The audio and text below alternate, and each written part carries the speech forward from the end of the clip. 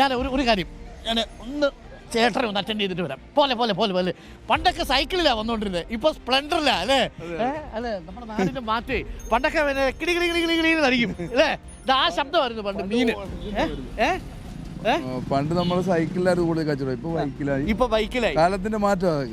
ലാഭം ഉണ്ടോ? അത്യാവശ്യം ജീവിച്ചു പോകും. ജീവിച്ചു. രാവിലെ എത്ര മണിക്ക് മീൻ എടുക്കും? മീൻ എല്ലാം കഴിഞ്ഞോ?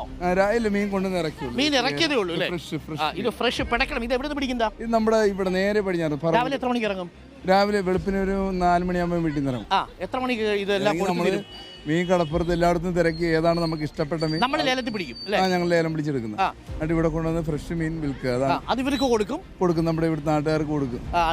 ഫ്രഷ് ആണ്, ഫ്രഷ് മീൻ. അതെ, ഇവിടെ ആരാണ് പിടച്ച് നിയമസഭയിലേക്ക് പോകാൻ സാധ്യതയുള്ളത്?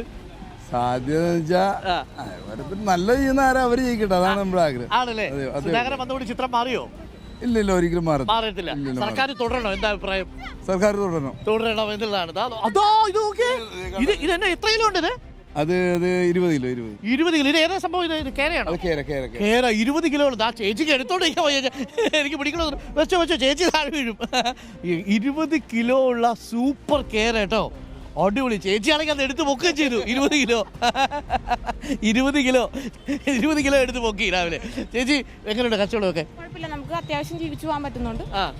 പിന്നെ ഇത്തിരി നഷ്ടവും ലാഭവും ഒക്കെ ഉണ്ട്. നഷ്ടവും ലാഭവും കഷ്ടപ്പാടുണ്ട്. സ്ഥിരമായിട്ട് വരുന്ന കസ്റ്റമേഴ്സ് ഉണ്ടോ? ഉണ്ട്. നല്ല മീനാണ്, അതുകൊണ്ട് സ്ഥിരമായിട്ട് കസ്റ്റമേഴ്സ് ഉണ്ട്. ഇപ്പൊ ഇതേ കിലോ എത്ര രൂപയാ? കിലോ 400 രൂപ കിലോയ്ക്ക് അല്ലേ? എങ്ങനെ സർക്കാർ മാറും? എന്താ അഭിപ്രായം? ആര് നല്ലത് ചെയ്യണം അവര് വരട്ടെ എന്നുള്ള ഇതിലാണ് ഞങ്ങൾക്ക്. ഈ സർക്കാർ നല്ലത് ചെയ്തു എന്ന അഭിപ്രായം ഉണ്ടോ? ഉണ്ട്, തീർച്ചയായിട്ടും അഭിപ്രായമുണ്ട്. ഓക്കെ, താങ്ക് യു ചേച്ചി.